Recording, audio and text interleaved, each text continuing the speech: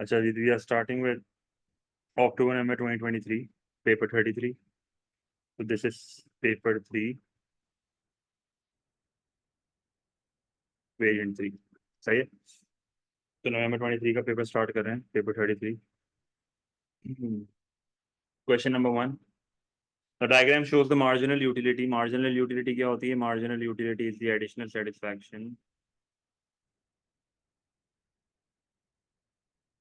Marginal utility is the additional satisfaction. ठीक है। From the consumption of quantities of good x. अब इसने मुझे एमयू का ग्राफ दिया हुआ है और कुछ इस तरीके से ये जा रहा है, डाउनवर्ड स्लोपिंग ये होता है। तो ऐसी बात है, क्योंकि जैसे जैसे आप यूनिट्स बढ़ाते हो तो आपकी हर यूनिट से एडिशनल सेटिस्फैक्शन कम होना शुरू हो जाती है। ठीक है। तो इसके एक मैंने 4 आपको रूल बताए थे, वो हमेशा याद रखना। जब मार्जिनल यूटिलिटी मैक्सिमम पे होता है तो उस टाइम पे टी यू बढ़ रहा होता है एट एन इंक्रीजिंग रेट। जब marginal utility starts to fall, T U still rises but at a decreasing rate. जब मार्जिनल यूटिलिटी जीरो हो जाती है, सही है, तो इसका मतलब अब मेरी टोटल यूटिलिटी जो है वो मैक्सिमम पे, और जिधर आपका मार्जिनल यूटिलिटी नेगेटिव चले जाए वहां पर आपका टोटल यूटिलिटी फॉल होना शुरू हो जाता है। तो what happens to the total utility? सवाल टोटल सेटिस्फैक्शन के ऊपर है। Consumption of X rises from 1 to 6 units. अगर मैं 1 से 6 यूनिट्स पे आता हूँ तो क्या हो रहा है? अब आप एक चीज नोटिस करो कि एक सेगमेंट ऐसा भी आ रहा है जहां पर मेरा एमयू नेगेटिव जा रहा है। इसका मतलब इस सेगमेंट में टीयू फॉल हो रहा है, और बाकी जितना भी ये सेगमेंट है ना, इस पूरे सेगमेंट में टीयू राइज हो रहा है। It falls continuously wrong, it falls then rises wrong, it rises continuously. अगर नेगेटिव वाला एरिया नहीं होता ना एमयू का, फिर मैं कहता कि हाँ यार T U will rise continuously, पर नेगेटिव वाला एरिया आ गया है। तो D is the right answer. Rises कब होता है? ये रूल मैंने आपको बता दिया है, जब एमयू पॉजिटिव होगा। मतलब आप इसको ऐसे भी देख सकते हो, व्हेन एमयू इज पॉजिटिव। देखो ये through out the range MU positive है। जब पॉजिटिव होगा तो टीयू बढ़ेगा, और जिधर एमयू नेगेटिव हुआ, क्योंकि जीरो से नीचे जब वो चलेगा तो वो नेगेटिव होगा ना। 5 to 6 ये वाला जो एरिया है ना एमयू का, वो नेगेटिव है, क्योंकि जीरो से नीचे नेगेटिव होता है, जीरो के ऊपर पॉजिटिव होता है। तो टीयू उस टाइम पे जो है ना वो फॉल होना स्टार्ट हो जाता है। तो D is the right answer. Clear है ये चीज, कोई मसला? तो क्वेश्चन नंबर 1 का answer will be D. Simple MCQ यार, गलती नहीं होनी चाहिए। Question number 2, an indifference curve is typically drawn with a convex shape. तो कॉन्वेक्स शेप क्या होता है? ये कॉन्वेक्स होता है। ठीक है। तो हम यहाँ पर लिखते हैं गुड एक्स, फिर हम यहाँ पर लिखते हैं, सॉरी गुड एक्स लिख दिया, हम यहाँ पर लिखते हैं गुड वाई, यहाँ पर हम लिखते हैं गुड एक्स, ये आई सी और ये ओरिजिन। ठीक है। तो ये कॉन्वेक्स होता है। कॉनकेव क्या होता है? जो पीपीसी हम नहीं बनाते, और फिर ये लीनियर होता है जो स्ट्रेट लाइन है। तो दिस इज कॉन्वेक्स। अब ये कॉन्वेक्स क्यों बनता है? इसकी बहुत सिंपल सी रीजन है। एज यू, आप देखो, शुरू शुरू में इसको बढ़ाने के लिए हल्का सा हम बहुत ज्यादा फॉरगो कर देते हैं, पर आखिरी में इसको ज्यादा से बढ़ाने के लिए हम बहुत कम फॉरगो करते हैं। तो जैसे जैसे तुम अलोंग द इंडिफरेंस कर्व नीचे नीचे जाते रहते हो ना, तो तुम्हारी स्लोप तो नेगेटिव होती है, पर वो diminishing marginal rate of substitution होता है। शुरू शुरू में you are willing to forgo a lot of good Y for a few good X. फिर आप एंड एंड में जो है वो बहुत कम गुड बाय फॉरगो कर रहे हो for a lot of good x. ठीक है। तो this is what diminishing marginal rate of substitution is. In difference curve की स्लोप ही जो है वो एम आर एस होती है। एम आर एस का मतलब होता है M U of X over M U of Y. Allocative efficiency तो MC equals to A R होता है। तो this is not the right answer. Pareto optimality का मतलब है परेटो एफिशिएंसी। तो ये एफिशिएंसी से रिलेटेड थोड़ा कॉन्सेप्ट होता है। The equi marginal principle, equi marginal principle तो वो होता है M U X over P X is equals to M U Y over P Y. मतलब ये तो वो पॉइंट होता है जहां पर आपकी टोटल सेटिस्फैक्शन, तो ये जहां पर आपकी टोटल सेटिस्फैक्शन इज मैक्सिमाइज। मतलब बेसिकली ये होता है ना, जैसे ये बजट लाइन है और ये आपका इंडिफरेंस का, तो ये जो टेंजेंट वाला पॉइंट होता है ना, this is what equi margin principle is. मतलब बेसिकली कंज्यूमर इक्विलिब्रियम होता है ये नॉर्मली। सही है। जहां पर बजट लाइन और इंडिफरेंस का टेंजेंट होता है। सही है। तो टू का आंसर विल बी बी। सही है कुल बेटा। वो question number 3, what is most likely to increase the principal agent problem. अब देखो प्रिंसिपल एजेंट प्रॉब्लम क्या होता है। जब हम प्रिंसिपल एजेंट प्रॉब्लम की बात करते हैं ना, तो principal agent problem is basically conflict between ownership and control. तो इशू ये आता है, प्रिंसिपल जो होता है ना, वो आपका शेयर होल्डर है, and shareholder hire agent to run the daily operations. ठीक है, तो वो एजेंट कौन होता है? मैनेजर्स होते हैं।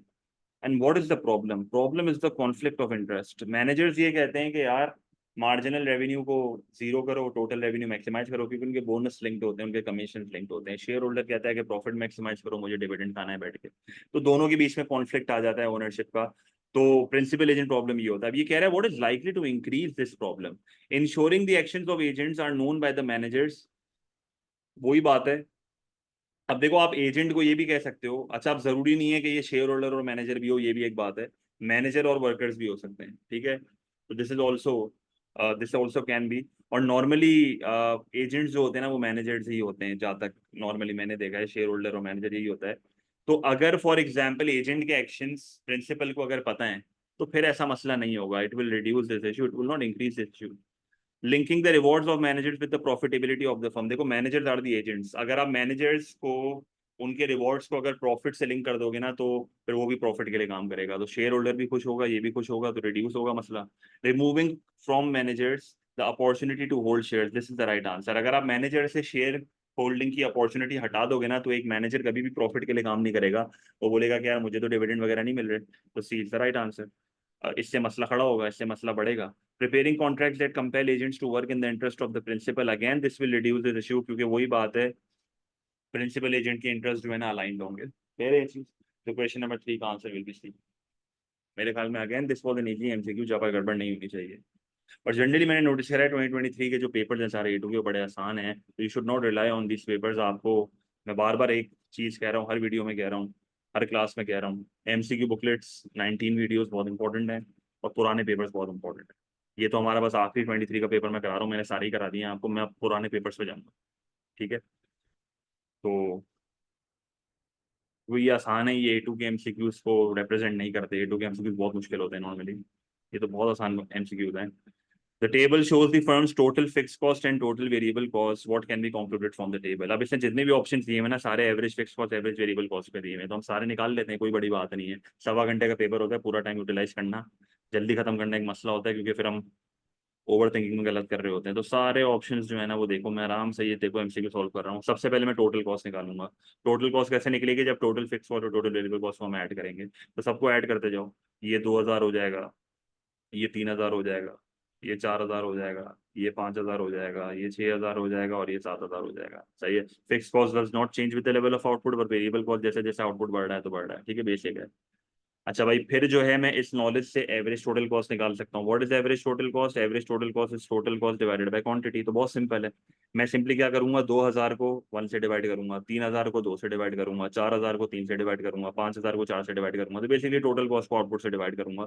तो मेरे पास यहाँ पर जो है वो मल्टीपल अमाउंट्स आएंगी। जैसे सबसे पहला मेरे पास यहाँ पर आएगा 2,000, फिर मैं करूंगा 3,000 डिवाइडेड बाई 2, तो ये मेरे पास आ जाएगा 1,500। फिर मैं करूंगा 4,000 डिवाइडेड बाई 3, तो ये मेरे पास आ जाएगा 133। फिर मैं 5,000 को 4 से डिवाइड करूंगा, तो ये मेरे पास आ जाएगा 1,250। मैं 6,000 को 5 से करूंगा, ये आ जाएगा 1,200। और मैं जब 7,000 को 6 से करूंगा, तो ये मेरे पास आ रहा है 1,166। फिर मैं क्या करूंगा, this is equals to the average fixed cost. सही है। एवरेज फिक्स कॉस्ट क्या होती है? एवरेज फिक्स कॉस्ट होती है टोटल फिक्स कॉस्ट। सही है। मैं सब क्यों कर रहा हूँ? ताकि आप भी ऐसे ही करो पेपर में। तो total fix cost divided by quantity. तो वही सिंपल है, 1,000 को 1 से करो, 1,000 को 2 से करो, 1,000 को 3 से करो। तो ये जैसे जैसे आप आउटपुट बढ़ाओगे, ये कम होता जाएगा, क्योंकि फिक्स कॉस्ट ज्यादा यूनिट्स पे जो है ना, वो डिवाइड होना स्टार्ट हो जाती है। तो आप क्या करोगे, ये आपका आ जाएगा 1,000, ये आपका आ जाएगा 500, ये आपका आ जाएगा 333, ये आ जाएगा 250, ये आ जाएगा 200, ये आ जाएगा 166। अब वेरिएबल कॉस्ट निकालने मेरे लिए बहुत आसान है। Average variable cost, average variable cost क्या होता है? Total variable cost divided by quantity. अब मैं ये नहीं करूंगा, मैं सिंपली क्या करूंगा, एवरेज टोटल कॉस्ट में से एवरेज फिक्स कॉस्ट को माइनस कर दूंगा, एवरेज वेरिएबल कॉस्ट आ जाएगा। अब आप एक चीज यहाँ पर नोटिस करना, क्या हो रहा है, मैं जब, अब जाहिर है मैं फौरी तो नहीं करूंगा ना इतनी, मैं सिंपली क्या करूंगा, मैं इसमें से इसको माइनस कर दूंगा, तो मेरे पास एवरेज वेरिएबल कॉस्ट आ जाएगी। तो आप देखो हर जगह पे 1,000 आ रहा है, आप देख लो हर जगह पे 1,000 आ रहा है। और अगर मैं आपको ऐसे भी करके दिखाऊं, तो 1,000 डिवाइड बाय 1,000 है, 2,000 डिवाइड बाय 2,000 है, 3,000 डिवाइड बाय 3,000 है, 4,000 डिवाइड बाय 4,000 है। इसका मतलब एवरेज वेरिएबल कॉस्ट कांस्टेंट है। अब ऑप्शंस देखो, what can be concluded from the table? Average fixed cost falls, yes, क्योंकि आप जितना आउटपुट बढ़ा रहे हो, आपकी एवरेज फिक्स कॉस्ट कम हो रही है, क्योंकि फिक्स कॉस्ट ज्यादा यूनिट्स में डिवाइड हो रही है। Average fixed cost is constant. No. Average variable cost falls. Average variable cost rises. No. Average variable cost is constant. In this case जरूरी नहीं होता, इस केस में कांस्टेंट है। तो 4 का आंसर है। देखो इतनी हर एंगल से सवाल, क्योंकि ये वो सवाल है जो आप गलत नहीं कर सकते, तो हर एंगल से चेक करा करो। तो 4 का आंसर है।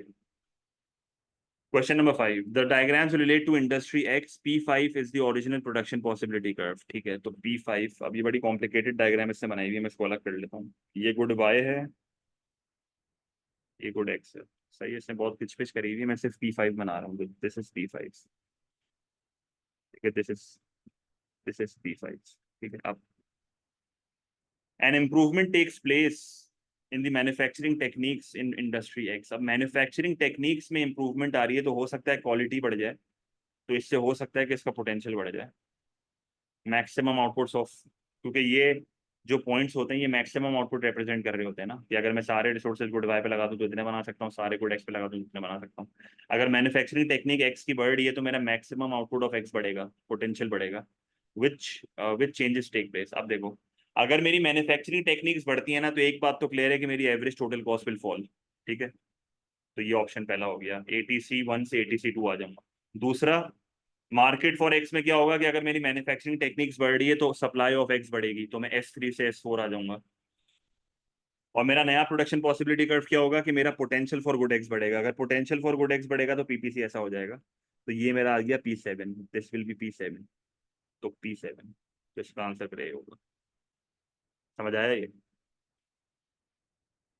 क्लियर है?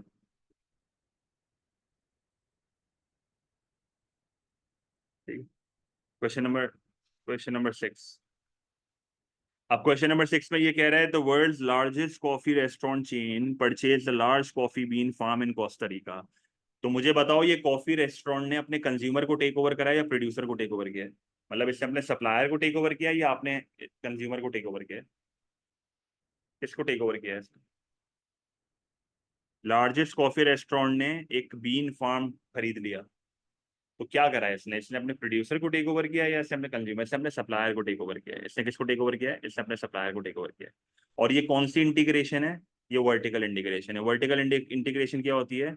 Same industry but different stage of production. ये different stage of production, SOP। अब वर्टिकल दो तरह के होते हैं, बैकवर्ड भी होता है।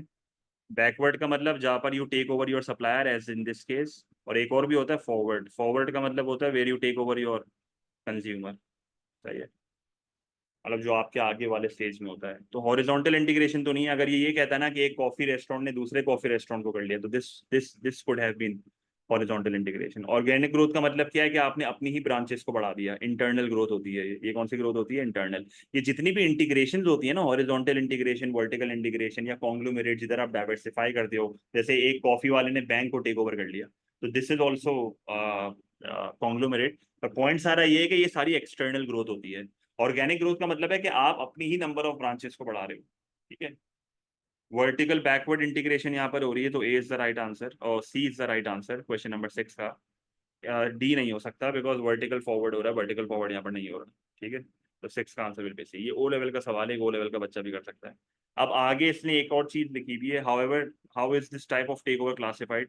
मैंने तो एक गलती करी है, मैंने पूरा सवाल नहीं पढ़ा। ये गलती पेपर में मत करना यार, मैंने पूरा सवाल नहीं पढ़ा। The farm has research and development facilities to study specific diseases that devastate the coffee bean crop. सही, सही है, इससे फर्क नहीं पड़ता इस लाइन से। ठीक है, C आंसर होगा। तो ये क्वेश्चन नंबर 6 का आंसर सी होगा। पूरा सवाल पढ़ना है भाई, सॉरी यार। Question number 7, which condition is necessary for a firm to practice third degree price discrimination? Price discrimination क्या होता है? When you charge different prices to different consumers for the same product, reasons not associated to cost, it depends on PET। अब first degree, second degree, third degree. First degree क्या होता है? जहां पर आप कंज्यूमर सरप्लस जीरो करते हो, जितनी विलिंगनेस होगी वही चार्ज करोगे। जैसे अगर फॉर एग्जांपल अशर की विलिंगनेस टू पे for a product is $10, so I will charge $10। Kulsum की अगर विलिंगनेस किसी प्रोडक्ट के लिए $60 है, तो मैं इससे $60 चार्ज करूंगा। अगर एक कंज्यूमर है जिसकी विलिंगनेस फॉर एग्जांपल $6 है, तो मैं उससे $6 चार्ज करूंगा, what ever the actual price. सही है। तो थोड़ा अनरियलिस्टिक होता है, ये करना मुश्किल है। सेकंड डिग्री डिस्क्रिमिनेशन क्या होती है, जहां पर you offer a bulk discount. Bulk discount क्या होती है कि यार अगर फॉर एग्जांपल मुझसे एक बंदा बहुत बड़ी क्वांटिटी खरीद के जा रहा है तो मैं उसको एवरेज प्राइस कम कर दूंगा उसकी, तो this is second degree. Third degree discrimination वो करता है स्टेक, बार बार उसका नाम भूल जाता हूँ, टर्की में नुसरत है शायद, हाँ नुसरत करता है ये। नुसरत की दो मेन ब्रांचेस हैं, दुबई एंड तुर्की। अब तुर्की में ना बहुत कंपटीशन है, दुबई में कंपटीशन नहीं है, तो ये टू डिफरेंट मार्केट्स है। When you charge different prices in different markets, this is what third degree price discrimination is. वो तुर्की की मार्केट में उसकी डिमांड इलास्टिक है तो वो कम प्राइस चार्ज करके रेवेन्यू बढ़ाता है। दुबई की मार्केट उसकी इन इलास्टिक है तो वो ज्यादा प्राइसेस चार्ज करके रेवेन्यू बढ़ाता है। इसका मतलब डिफरेंट मार्केट में डिफरेंट प्राइसेस चार्ज करते हैं। अब ये कह रहा है what is necessary for third degree discrimination to work. सही, तो थर्ड डिग्री डिस्क्रिमिनेशन क्या होती है, जब आप डिफरेंट मार्केट्स में डिफरेंट प्राइसेस चार्ज करते हो according to the PD. All consumers and producers must be in the same geographical location. No, third degree में तो सीन ही ऐसा है कि प्रोड्यूसर, अब मार्केट्स अलग अलग होनी चाहिए। Customers must be divided into separate markets for the same product, yes, जैसे दुबई और तुर्की। Each separate market must have identical price elasticity. Identical price elasticity होगा तो प्राइस डिस्क्रिमिनेशन करोगे कैसे, पॉइंट ही खत्म हो जाएगा सारा। Price undercutting is required to enter a monopolistic market, useless option, तो 7 का answer will be B. Clear है, तो आइडेंटिकल नहीं होनी चाहिए, इलास्टिसिटीज डिफरेंट होनी चाहिए and different geographical locations. Question number 8, a traffic study concluded that there would be significant benefits of if 10% of car drivers switch to using motorcycle during peak traffic times। Obvious सी बात है, traffic कम होगी अगर 10% लोग भी अपनी गाड़ी से उठ के बाइकों पे घूमना शुरू करते हैं तो रोडों पे ट्रैफिक बहुत कम हो जाएगी।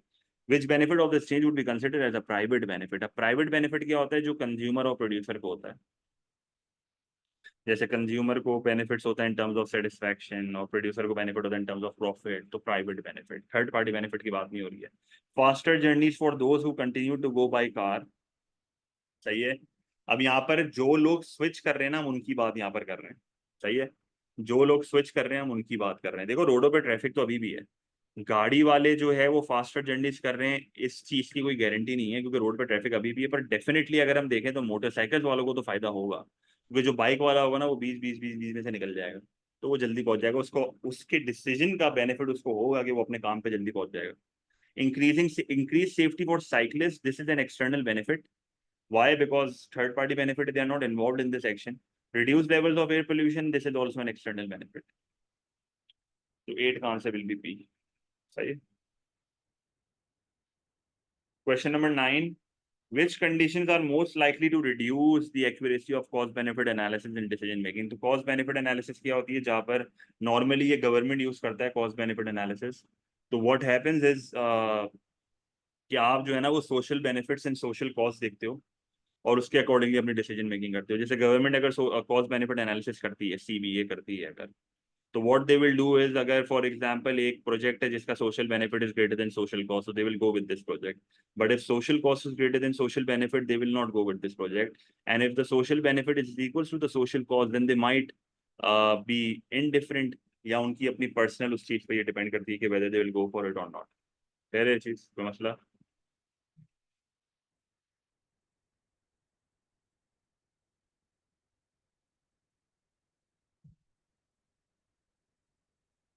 कोई सवाल?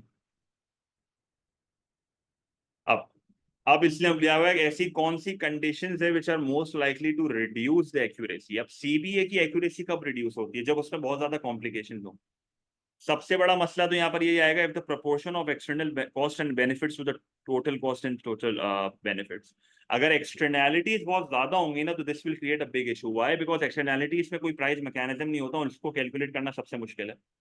मतलब मैं इस चीज का अंदाजा कैसे लगाऊंगा कि आपके सिगरेट पीने से थर्ड पार्टी को कितना नुकसान हो रहा है, इसको मॉनेटरी टर्म्स में लाना, इसको इंटरनलाइज करना बहुत मुश्किल होता है। तो अगर ये हाई होगा ना तो this will reduce the accuracy of cost benefit analysis. और जहां तक बात है percent of total cost and total benefits data in the future, ये भी अगर हाई होगा तो कॉम्प्लिकेशंस बढ़ जाएंगी। क्यों? क्योंकि फ्यूचर प्रिडिक्ट करना बहुत मुश्किल है।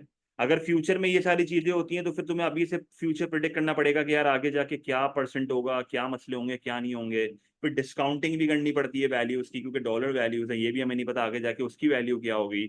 इन एक्यूरेसीज बढ़ जाएंगी, कैलकुलेशन के मसले बढ़ जाएंगे, एडमिनिस्ट्रेशन टीम बढ़ जाएगी, तो 100 मसले यहाँ पर आएंगे। तो अगर ये दोनों चीजें हाई होंगी ना तो तब जाके सीबीए की एक्यूरेसी जो है ना वो कम होगी। ले रहे चीज, कोई मसला?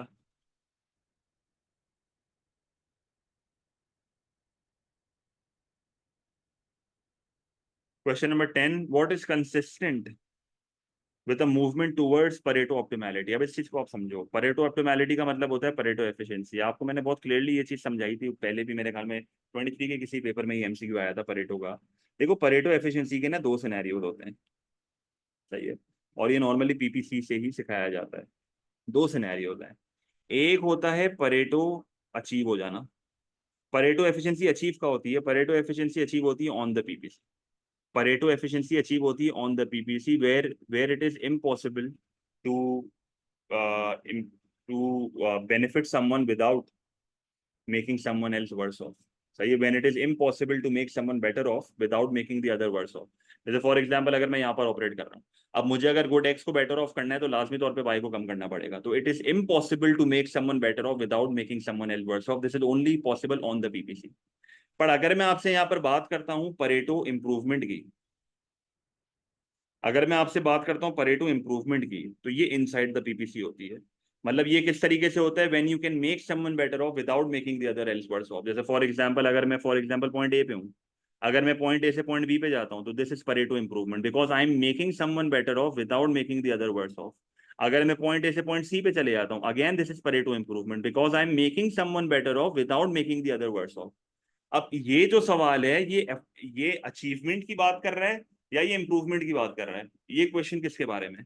What is consistent with the movement towards Pareto optimality, तो ये परेटो इंप्रूवमेंट की बात कर रहा है। तो परेटो इंप्रूवमेंट में क्या होता है? When you can make someone better off without making the other worse off. तो when negative externality lowers the utility of an individual, बेकार ऑप्शन है। When consumption of a good is non rival, बेकार option है। When the reallocation of resources can make someone better off without making any other person worse off, तो इसका answer C होगा। When trade takes place to make one nation better off at the expense of its trading partner, again इसका कोई यहाँ पर link नहीं। Clear है ये क्वेश्चन, कोई मसला?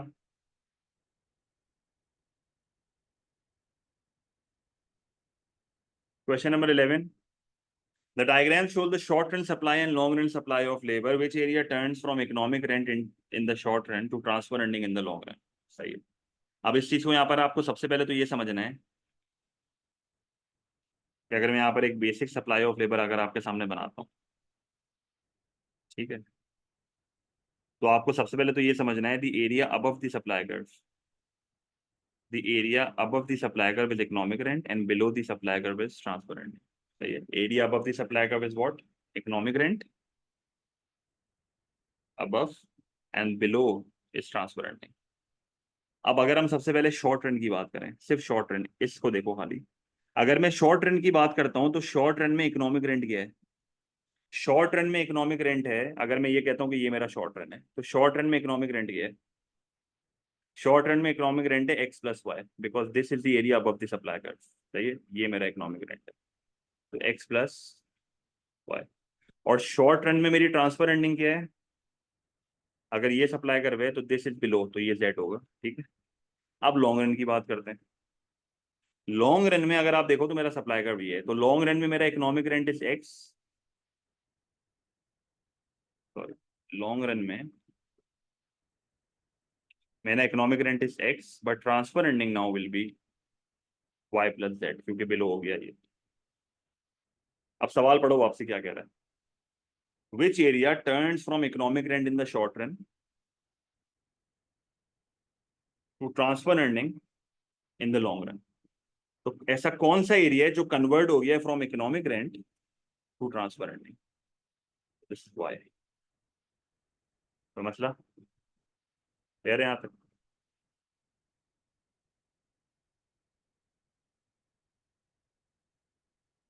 सवाल।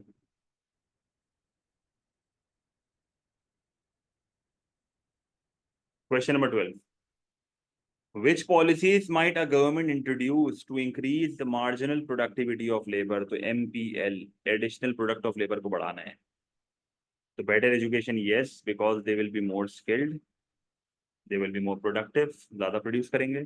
Tax allowances for capital goods should increase, क्योंकि टैक्स अलाउंसेस अगर होंगे ना तो there will be more capital investment. Capital investment अगर ज्यादा होगी तो इसका मतलब है businesses will be using more machines, सही है। And if they will use more machines, machines का ज्यादा होना भी लेबर की प्रोडक्टिविटी को बढ़ाता है, क्योंकि अगर आप मशीन लेबर के हाथ में दे दोगे ना तो वो पहले के मुकाबले में ज्यादा काम करेगा। तो टैक्स अलाउंसेस का मतलब होता है कि amount on which you don't have to pay tax.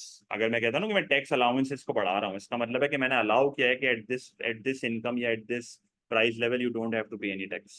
Clear है? होता है ना टैक्स फ्री अलाउंस, याद है टैक्स फ्री अलाउंस। तो क्वेश्चन नंबर 12 का answer will be D. Question number 13, what is most likely to increase the relative poverty in a country. अब as a student आपको यहाँ पर पता होना चाहिए पॉवर्टी का मतलब होता है गरीबी। दो तरह की पॉवर्टीज होती हैं, one is absolute poverty and one is relative poverty. Absolute poverty का मतलब होता है when a person can not even afford the basic necessities like housing, clothing and food. मतलब दिन के $1.9 भी नहीं कमा रहे वो, ठीक है। इसका मतलब दिन के ₹500 भी नहीं कमा रहे, महीने के 15,000 भी नहीं कमा रहे, खाने के भी मानते हैं, छत कपड़े तो छोड़ो खाने के भी मानते हैं। रिलेटिव पॉवर्टी क्या होता है? जब आप सोसाइटी एवरेज से कम कमा रहे हो। रिलेटिव पॉवर्टी का मतलब क्या होता है? When you are earning less than the society average. तो ऐसी कौन सी चीजें which will increase the relative poverty? Increasing the means tested benefit level. Means tested benefits क्या होते हैं? जो किस बहुत चंद लोगों को मिलते हैं, कंडीशंस होती हैं, जैसे unemployment benefit is a means tested benefit, it's not for everyone. जो बेनिफिट सबको मिलता है ना वो यूनिवर्सल बेनिफिट होता है। तो कंडीशन होती है मीन्स टेस्टेड बेनिफिट की। एंड ऑब्वियसली अगर आप बेनिफिट बढ़ाओगे तो इससे पॉवर्टी कम होगी। This is not the right answer, इससे पॉवर्टी जो है वो कम होगी। Increasing the power of trade unions. अगर आप ट्रेड यूनियन की पावर बढ़ाओगे इससे वेजेस बढ़ेंगी, तो इससे अगेन आपकी पॉवर्टी जो है वो क्या होगी? कम हो जाएगी। Making the tax system more progressive. अगर टैक्स सिस्टम ज्यादा प्रोग्रेसिव होगा तो रिच के ऊपर आप बर्डन डाल रहे हो, और इससे जो है वो इनइक्वालिटी ऑफ इनकम कम होगी, क्योंकि आप अमीर से पैसा लेके जो है वो गरीब को दे रहे हो, ठीक है। Removing the national minimum wage, yes, क्योंकि नेशनल मिनिमम वेज का सबसे बड़ा जो बेनिफिट होता है ना, it affects low income house hold. एक अमीर बंदे को मिनिमम वेज से कोई फर्क नहीं पड़ता, पर लो इनकम हाउस होल्ड जो होते हैं ना उनसे इनको अफेक्ट होता है। अगर आप इसको रिमूव कर दोगे ना तो इससे वेजेस कम हो जाएंगी, वेजेस कम हो जाएंगी तो इससे पहले के मुकाबले में जो रिलेटिव पॉवर्टी वो बढ़ जाएगी, because people will go further below the society average. तो 13 का answer will be D. Question number 14, which policy is not designed to correct a market failure? Government provision of healthcare is a direct provision, this is the policy to correct market failure, क्योंकि इससे जो है वो आपकी allocation of resources improve होगी healthcare पे। क्योंकि what is market failure? Market failure is the under or over allocation of resources, right? Price controls on large firms, yes, this is also a policy to correct a market failure, obviously. Price controls में क्या आता है? Maximum minimum price, याद है? Maximum price आप merit good पे लगाते हो, मिनिमम प्राइस आप डीमेरिट गुड्स पे लगाते हो, सही। मैक्सिमम प्राइस प्राइस को कम करता है, मिनिमम प्राइस प्राइस को बढ़ाता है। प्राइस सीलिंग, प्राइस फ्लोरिंग भी कहते हैं इसको। Regulations to limit smoke pollution, yes, this is also a policy to correct market failure, क्योंकि इससे एक्सटर्नल कॉस्ट वगैरह कम होती है, कंजम्पशन कम होती है। Introducing import quotas, this is not a policy to correct market failure, but this is the policy to correct a balance of payment का deficit. मतलब करंट अकाउंट की पॉलिसी है ये डेफिसिट सरप्लस के लिए, क्योंकि अगर आप इंपोर्ट कोटास, क्या होते हैं import quotas? Are the physical limit on imports. तो ये पॉलिसी आप जब लगाते हो जब आपको अपने करंट अकाउंट डेफिसिट को कम करना होता है, ताकि आप इंपोर्ट्स कम करके लोगों को डोमेस्टिक में स्विच करते हो, ठीक है। तो this is use to reduce a current account deficit, क्योंकि इससे आपके इंपोर्ट्स कम हो जाते हैं, people switch to domestic consumption, जिसकी वजह से आपकी ट्रेड पोजीशन इंप्रूव हो जाती है। तो 14 का answer D. Question number 15, to control the cost of living, governments have sometimes imposed a maximum price on certain goods that is below the free market price. अब obviously एक effective maximum price जो है ना वो हमेशा below the equilibrium होता है, ठीक है। सही है। मैक्सिमम प्राइस का मतलब मकसद होता है प्राइस को कम करना है, इसको दूसरे लफ्जों में ना प्राइस सीलिंग भी कहते हैं। अगर मैं आपको इसको ग्राफिकली दिखाऊं तो फॉर एग्जांपल ये एक मार्केट है, मार्केट में इक्विलिब्रियम प्राइस अभी ये चल रही है, ठीक है। तो this is P, this is Q, supply demand equilibrium, price, quantity, origin. अब गवर्नमेंट को ऐसा लगता है कि this price is too high, although तो market is in equilibrium, price mechanism काम कर रहा है, कंज्यूमर प्रोड्यूसर दोनों खुश हैं, पर गवर्नमेंट को लगता है कि यार ये this price is too high. और जब गवर्नमेंट को लगता है ना this price is too high, तो वो एक लिमिट लगा देती है, कम कर देती है, this is maximum price, this is the price control. सबसे बड़ा मसला ये आता है कि जब आप मैक्सिमम प्राइस लगाते हो ना तो प्रोड्यूसर अपनी सप्लाई कम कर देता है, पर कंज्यूमर अपनी डिमांड बढ़ा देता है। तो ये क्यूएस और क्यूडी के बीच में जो गैप आता है ना, दिस इज द शॉर्टेज। सबसे बड़ा मसला यही है। What is often an undesirable side effect of such a policy? Shortages of the good.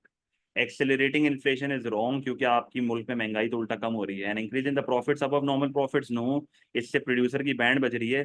Profits तो कम नहीं होंगे, पर मैं ये कह सकता हूँ कि उसका टोटल रेवेन्यू तो कम हो ही रहा है, क्योंकि प्राइस कम हो रही है, वो अपनी प्रोडक्शन भी कम कर रहा है, तो प्रोड्यूसर का तो नुकसान ही है, और हो सकता है प्रॉफिट भी कम हो जाए। And increase in the stocks of unsold goods, इसका तो मतलब ये होता है कि मार्केट में सरप्लस है, पर ऐसा यहाँ पर नहीं होता है। ये नॉर्मली कब होता है? मिनिमम प्राइस के केस में होता है, when the price is above the equilibrium. तो shortage of the good is the main issue with maximum price, जिधर हम कहते हैं कि यार ये पॉलिसी फेल कर जाएगी या बेकार पॉलिसी है। ठीक है। Question number 16, when is an increase in the national income most likely to induce an increase in investment spending? तो बेसिकली कह रहे हैं इंड्यूस। इंड्यूस का मतलब याद है? Induced, dependent on income. मतलब अगर एक इकोनॉमी में इनकम बढ़ रही है तो इससे इकोनॉमी में इन्वेस्टमेंट भी बढ़ेगी। इसका मतलब क्या हुआ कि एक्सेलरेटर प्रिंसिपल की यहाँ पर बात हो रही है, that investment is dependent on the changes in national income. When firms have spare production capacity, देखो अगर फर्म्स के पास spare production capacity होगी ना, they will not increase their investment, they will use the current capacity. This will not increase investment. वो अपनी current capacity को use करेंगे, वो extra machine क्यों लेके आएंगे? When firms use labor intensive production, अगर वो labor intensive production कर रहे हैं तो why would they need?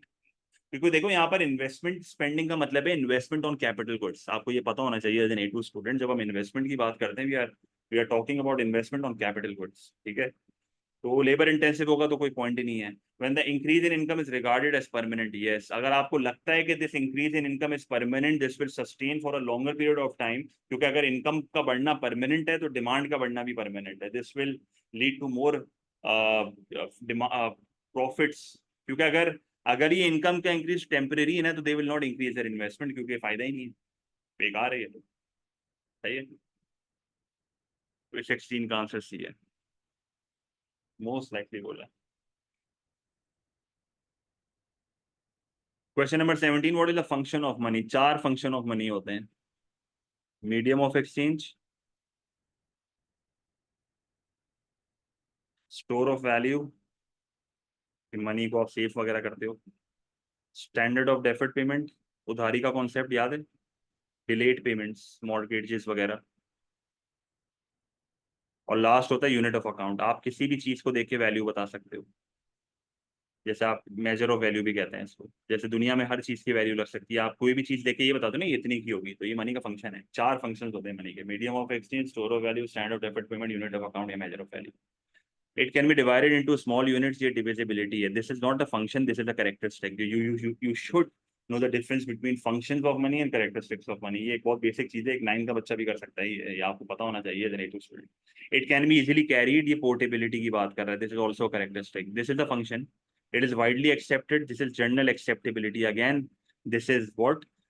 This is a characteristic of money. मैंने स्पेलिंग सही लिखी है ना, acceptability, यही होती है। 17 का सी है। Clear? Question number 18, a pandemic encourages many workers in developed countries to work from home, leading to a closure of city center businesses such as coffee shops and retailers. If this way of working continues after the pandemic, what is the most likely result? सीधी साफ बात है, retailers and coffee shops बंद हो जाएंगी। They will close down. They will be closed down permanently. इसका मतलब ये हुआ कि demand for a sector कम होना शुरू हो गया, और जब demand for a sector कम होता है और उससे जो unemployment होती है ना, उससे जो अनएम्प्लॉयमेंट होती है उसको क्या कहते हैं? Structural unemployment. तो फ्रिक्शनल तो नहीं हो रही, फ्रिक्शनल अनएम्प्लॉयमेंट तो होती है when you search for jobs in between jobs, को भी लेना देना नहीं है। Geographical mobility of labour will increase, उल्टा ज्योग्राफिकल मोबिलिटी यहाँ पर कम हो रही है, घर से बैठ के काम कर रहे हैं, मूवमेंट ही नहीं कर रहे। Structural unemployment will increase, yes. Voluntary unemployment increase नहीं होगी, कोई लेना देना नहीं है यहाँ पर। वॉलंटरी अनएम्प्लॉयमेंट तब पड़ती है जब आप अनएम्प्लॉयमेंट बेनिफिट बहुत ज्यादा देते हो। जब आप अनएम्प्लॉयमेंट बेनिफिट्स बहुत ज्यादा दोगे ना, तो लोग वॉलंटरी अनएम्प्लॉयड हो जाएंगे, and they will register themselves unemployment, and they will consume that unemployment benefit, और वो सिंपली बस ऐश करेंगे। और ये कोविड के टाइम पे हुआ था, जब $6 ट्रिलियन का पैकेज यूएस ने अनाउंस किया था, तो वहां पर उनको 500 हर बंदे को मिले थे। जो बंदा $300 टैक्सी चला के कमा रहा था ना, तो उसने नौकरी छोड़ दी, और वो घर पे बैठ के बस वॉलंटरी अनएम्प्लॉयड हो गई, और वो बैठ के अनएम्प्लॉयमेंट बेनिफिट खा रहा है मस्त। तो ये this leads to poverty trap, गरीबी का जाल होता है ये, आप फंस जाते हो कभी। Question number 19, in its 2020 population census, population census क्या होता है? Head count. सही है, हेड काउंट होता है जिधर आप एक कंट्री की पॉपुलेशन काउंट कर रहे होते हो, number of people. China reported that the total population was just below 1.4 billion. The birth rate had continued to decline. अगर birth rate decline हो रहा है तो इसका मतलब population जो है वो आपकी कम होना शुरू हो जाएगी. The number of those reaching retirement age had increased. इसका मतलब aging population का मसला यहाँ पर आने वाला है. सही है. Labor force जो है वो कम होना शुरू हो जाएगी क्योंकि people will retire. And the percentage size of the workforce has decreased. देखो बता भी दिया है. Which change of policy would most quickly sustain China's economic growth in view of this population change? So they have to simply increase the labor force और इसके लिए they will have to allow immigration of labor. सही है. ये सबसे quickest method है. Canada ने भी यही किया था. सब यही करते हैं. Encourage women to leave work to have more children. No, इनका इशू अभी लेबर फोर्स. अगर आप और चिल्ड्रन करोगे तो इससे लेबर फोर्स एकदम से थोड़ी बढ़ेगी. It is not immediate. बहुत टाइम बाद जाके आपको इसका फायदा होगा. और चाइना तो उल्टा बर्थ रेट को कम करवाया. उसने 2 चाइल्ड पॉलिसी जो थी वो चाइना की थी सबसे पहले कि भाई आप 2 से ज्यादा बच्चे नहीं कर सकते. बड़ी कॉमन पॉलिसी थी ये. सही है. Increase research in technology to improve labour productivity. This is long term. ये एकदम से नहीं होगा काम.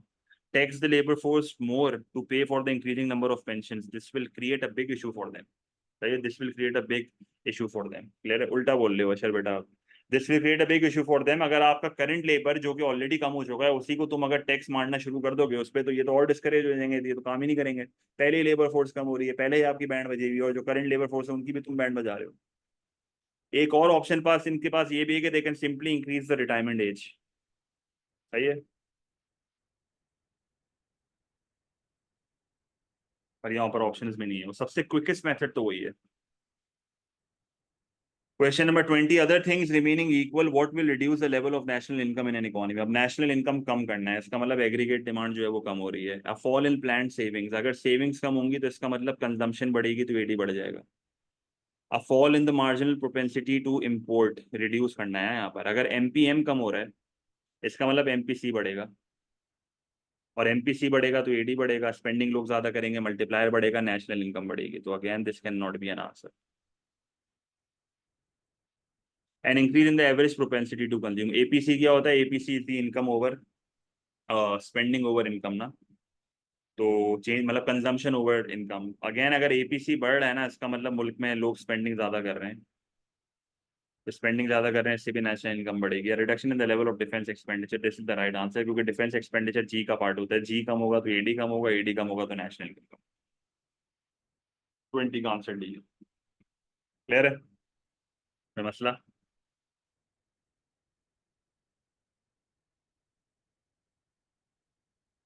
Question number 21. What according to the accelerator principle? Accelerator principle क्या होता है? Alpha times investment divided by change in income. अगर लेट्स से मैं कहता हूँ this alpha times 0.4 इसका मतलब 40% of additional income सही है goes into investment. तो बेसिकली एक्सेलरेटर प्रिंसिपल ये कहता है कि इन्वेस्टमेंट इज इंड्यूस्ड. वरना नॉर्मली हम यही पढ़ते हैं कि इन्वेस्टमेंट ऑटोनोमस होती है. It is not dependent on income but induced होती है. इंड्यूस का मतलब it is dependent on income. जाहिर सी बात है investment over changes on income. सही है. Depend on income. A decrease in confidence. इससे आपकी इन्वेस्टमेंट की लाइन जो है वो शिफ्ट होगी. ये तो नहीं हो सकता. A decrease in the rate of growth of national income. Yes. An increase in the price of capital equipment. Again this is not related to accelerated principle. An increase in the rate of interest. ये MEC principle से link है. This is link to MEC principle. This is not link to accelerator principle. ठीक है. तो 21 का answer is B. Marginal efficiency of capital ना जिधर you compare the interest with MEC. MEC is the return, interest rate is the cost. compare करते हो दोनों को. तो ऐसा प्रोजेक्ट सेलेक्ट करोगे जहाँ पर interest is greater than the MEC या इक्वल हो. Oh sorry, MEC is greater than interest rate या इक्वल हो. क्लियर है कोई मसला. 21 का answer is B. Question number 22. What is measured on the vertical axis of the Phillips curve. तो Phillips curve का जब हम डायग्राम बनाते हैं तो यहाँ पर हम क्या लिखते हैं? Inflation rate. तो वर्टिकल एक्सिस का मतलब होता है वाई एक्सिस और ये एक्स एक्सिस है. यहाँ पर हम अनएम्प्लॉयमेंट का रेट लिखते हैं. और फिर ये एक शॉर्ट रन फिलिप्स का वैसे ही मैंने जनरली आपको बना के दिखा दिया. लॉन्ग रन भी होता है. लॉन्ग रन ऐसा होता है याद है.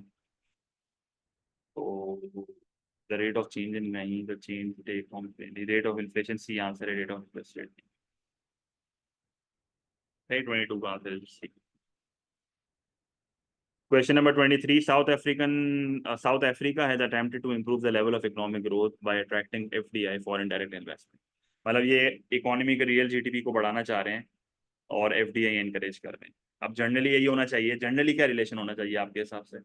जनरली रिलेशन ये होना चाहिए कि जितना ज्यादा मुल्क में एफडीआई है उतना ज्यादा जीडीपी होगा, लेट से, और जितना कम एफडीआई है उतना कम जीडीपी होगा। आप चेक करते हैं ये रिलेशन फॉलो हो रहा है कि नहीं हो रहा।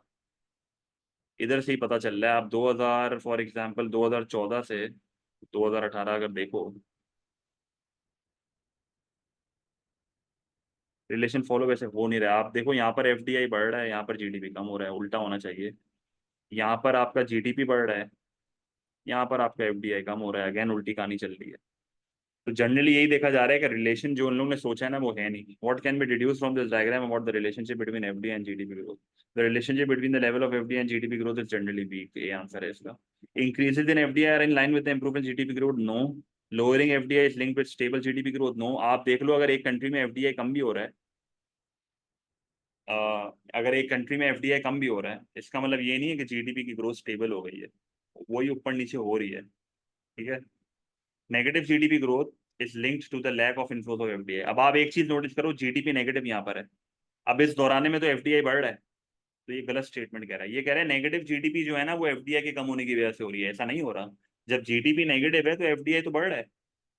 ये भी नहीं, तो यहाँ कोई रिलेशन बन ही नहीं रहा है, बहुत वीक है। वीक रिलेशन का मतलब है रिलेशन बन ही नहीं रहा जो डिजायर्ड हमने सोचा था।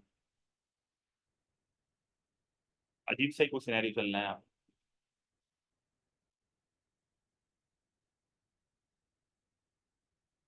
Question number 24. Which change would be most likely to indicate that a country has experienced economic development? अब मैंने आपको बहुत बार मैंने आपको इकोनॉमिक ग्रोथ और इकोनॉमिक डेवलपमेंट का फर्क समझाया है। इकोनॉमिक ग्रोथ का मतलब होता है रियल जीडीपी का बढ़ना, क्वांटिटेटिव मेजर होता है ये। इकोनॉमिक डेवलपमेंट का मतलब है क्वालिटी ऑफ लाइफ का बढ़ना, स्टैंडर्ड ऑफ लिविंग का बढ़ना, प्रोडक्टिविटी का बढ़ना, हेल्थ केयर का इंप्रूव होना, एजुकेशन का इंप्रूव होना। इकोनॉमिक डेवलपमेंट तब तक नहीं हो सकती जब तक इकोनॉमिक ग्रोथ नहीं हो रही। अब इस चीज को, ये भी एक बहुत इंपॉर्टेंट चीज है। इकोनॉमिक डेवलपमेंट के लिए इकोनॉमिक ग्रोथ का होना जरूरी है, पर इकोनॉमिक ग्रोथ होने के लिए इकोनॉमिक डेवलपमेंट जरूरी नहीं है। पहले इकोनॉमिक ग्रोथ होती है, फिर डेवलपमेंट होती है। अगर इकोनॉमिक ग्रोथ ही नहीं है ना तो डेवलपमेंट भी नहीं हो सकती। अब करेंसी अप्रिशिएट होने का कोई यहाँ पर लेना देना नहीं है डेवलपमेंट से। ये बी आंसर है इसका, क्वालिटी ऑफ लाइफ। अब इसमें education, health care, productivity, law and order सब आ जाता है। An improvement in the country's trade balance, this is not linked with the economic development. An increase in the real GDP, ये तो simple economic growth है। मतलब improvement in the trade balance मैं कह सकता हूँ इकोनॉमिक ग्रोथ से लेंगे, क्योंकि इससे एडी बढ़ेगा, तो ये भी इकोनॉमिक ग्रोथ से लिंक है। Appreciation of the currency, again it depends on PD, पर ये भी कहीं ना कहीं इकोनॉमिक ग्रोथ से ही लिंक। तो डेवलपमेंट सिर्फ क्वालिटी ऑफ लाइफ होती है, वो बी से लिंक है। ठीक है, 24 का answer is B. Question number 25. The table gives some economic indicators of four countries. Which country is closest to achieving the principal aims of the government economic policy? तो principal M तो यही है कि economic growth होनी चाहिए। Economic growth का मतलब क्या है? जीडीपी ज्यादा से ज्यादा हो, positive obviously. Rate of inflation कम से कम होनी चाहिए, क्योंकि प्राइस स्टेबिलिटी का ऑब्जेक्टिव है। कम से कम होना चाहिए, मतलब 2 से 3%। Unemployment rate should be low, obviously, क्योंकि हमारा ऑब्जेक्टिव होता है फुल एम्प्लॉयमेंट का। BOP as a percent of GDP should be high, positive, obviously positive. Surplus होना चाहिए, क्योंकि हमारा ऑब्जेक्टिव होता है बीओपी स्टेबिलिटी का। साइंस ही इंपॉर्टेंट है। तो ऐसी कौन सी कंट्री है हाईएस्ट? ये भी कहीं ना कहीं कह सकते हैं, ये भी कहीं ना कहीं कह सकते हैं, ये भी कहीं ना कहीं। डी सबसे अच्छा ऑप्शन, डी सबसे अच्छा ऑप्शन। सही है, डी सबसे अच्छा ऑप्शन। कह रहे कोई मसला?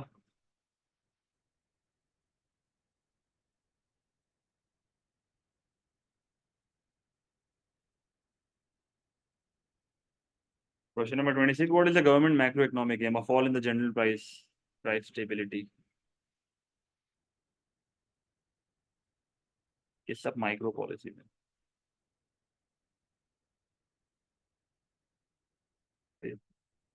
पूरी इकोनॉमी का देखना है ना, मैक्रो का मतलब study of the whole economy. 27. Which row correctly identifies the characteristics of a low income country? एक लो इनकम कंट्री में dependency on the primary sector ज्यादा होगा, जिनी कोफिशिएंट ज्यादा होगा, क्योंकि जितना ज्यादा जिनी कोफिशिएंट ज्यादा होगा उतनी ज्यादा इनइक्वालिटी होगी, याद है? Higher the GC higher the inequality. Gini coefficient is the measure of inequality of income, याद है? Lorenz curve. Per capita income should be low. तो आंसर क्या होगा? High high high high high high low, sorry, low, B answer. तो ये जीनी coefficient याद है, GC जब 1 होता है तो ये परफेक्ट इनइक्वालिटी है, जितना ज्यादा जीसी उतना ज्यादा इनइक्वालिटी। जीसी 0 का मतलब होता है परफेक्ट इक्वालिटी, जीसी जितना कम होगा उतनी ज्यादा इनइक्वालिटी कम होगी। सही है।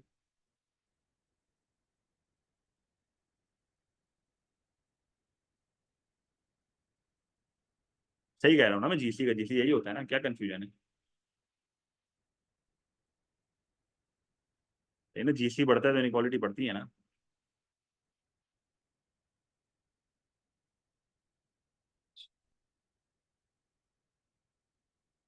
28, what is the role of the international monetary fund? अच्छा अब देखो, ये जो है ना, ये चीज इंटरनेशनल इकोनॉमिक इश्यूज का पार्ट है मेरे ख्याल में हमारी बुक में। मैंने आपको इसकी एक अलग से पूरी फाइल बना के दी थी, अगर आपको याद हो, उसमें मैंने सारी चीजें लिखी हुई है, वो लाजमी तौर पे पढ़ना भाई। ये प्योर थियोरेटिकल है, पढ़ना। बहुत सारी ऑर्गेनाइजेशंस होती हैं। सही है, मैंने आपको एक अलग से फाइल दी थी न्यू टॉपिक के नाम से, उसमें देखना है लाजमी तौर पे सारी चीजें पढ़ना। To advise countries that are experiencing trade disagreements, ये ना, ये नॉर्मली WTO करता है, world trade organization. To help charities providing emergency assistance to countries in need, ये कौन करता है? ये WHO करता है, ये रेड क्रॉस करता है। सही है। To offer short term assistance to countries with balance of payment problem, ये पाकिस्तान का यही है ना, पाकिस्तान IMF क्या है, ये तो करता है। To provide interest free credit to developing countries for infrastructure purposes, अब ये वर्ल्ड बैंक का काम होता है। सही है। ये वर्ल्ड बैंक का काम होता है। वर्ल्ड बैंक के अंदर ना मल्टीपल ऑर्गेनाइजेशंस आती हैं, IDA आता है, और IBRD एक होता है, एक IFC होता है, फिर एक MIG होता है, फिर आपका एक होता है ICSID। ये सारी ना ऑर्गेनाइजेशन है जो वर्ल्ड बैंक के अंदर आती हैं, जो ये काम करती हैं। तो ये प्योर थ्योरेटिकल एरिया है, जहाँ पर आपको वो चीज़ रीड करनी पड़ेगी लाजमी तौर पे। IMF के और भी बहुत रोल्स होते हैं, IMF का सिर्फ रोल बैलेंस ऑफ पेमेंट की असिस्टेंट का नहीं होता, और भी बहुत रोल्स होते हैं उसके।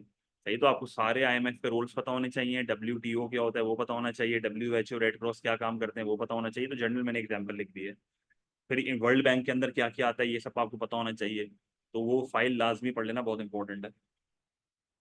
ये चीजें लाजमी वो टेस्ट करेगा। नई चीजें MCQ में ना वो खेलता है, वो थ्योरी में इतना नहीं खेलता नए टॉपिक्स पे, जहाँ तक अभी नजर आ रहा है, पर MCQ में खेल रहा है वो नए टॉपिक्स पे।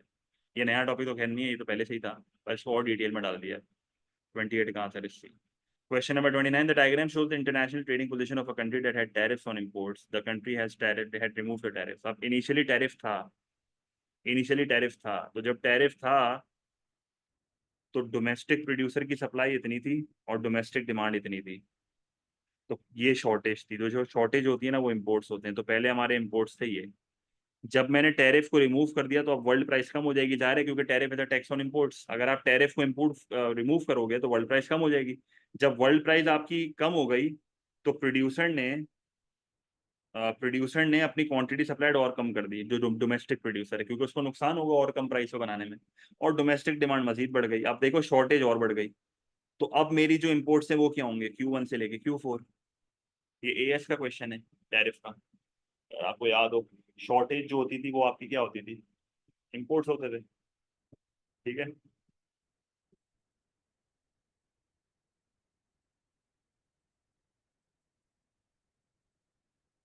डोमेस्टिक शॉर्टेज बढ़ गई ना, देखो, डोमेस्टिक डोमेस्टिक प्रोडक्शन कम हो गई, डोमेस्टिक कंजम्पशन बढ़ गई, अब ये शॉर्टेज है। अब ये शॉर्टेज कहाँ से फुलफिल होगी? वॉल्यूम ऑफ इम्पोर्ट से होगी। ये रिवाइज कर लेना है इसका टैरिफ एक बार। Under which, number 30, under which circumstances will low wages and low cost land in low income country not attract foreign investment manufacturing. एक कंट्री जहाँ पर वेजेस भी कम है, जहाँ पर लैंड भी सस्ता है, सही है, और हर चीज फेवरेबल है, पर फिर भी वो उस कंट्री में आके इन्वेस्ट नहीं कर रहा, क्या वजह है? If a country creates genuine independence of the for the central bank, no. If the country embarks on a program of privatization, no. If the country lacks a well developed infrastructure, देखो सिर्फ लो paid workers और लो paid land से कुछ नहीं होगा। सही है। आपको इंफ्रास्ट्रक्चर अच्छा चाहिए, बिजनेस एक्टिविटी आसान हो, बिजली, इंटरनेट, पानी की सप्लाई, गैस की सप्लाई, ये सारी चीजें भी अच्छी होनी चाहिए। द कंट्री परमिट्स, ये वर्ड मेरे को सही से बोलना भी नहीं आ रहा, पर इसका मतलब ये होता है कि प्रॉफिट आप अपने मुल्क वापस भेज सकते हो, तो इसमें तो कोई मसला नहीं है। ठीक है, इसमें तो कोई मसला नहीं है। पर इसका स्ट्रेट फॉरवर्ड आंसर वैसे सही है। सही है। इसकी क्या प्रोनाउंसिएशन होगी? रेपिट्रिएशन, पता नहीं। ये वर्ड मुझे पता है पर मैं बोल नहीं पा रहा अभी। अच्छा, इसका थ्रेशोल्ड अगर हम देखें तो थ्रेशोल्ड क्या होगा इसका? 31 33 है ये।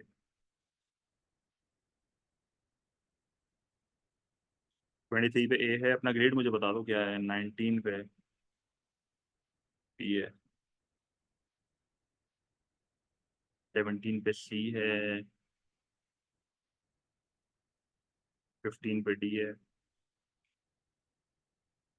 14 पे ई है। बिलो 14 है द यू। थ्रेशोल्ड लो। हाँ लो ही है, देखा जाए तो पेपर तो बड़ा आसान था।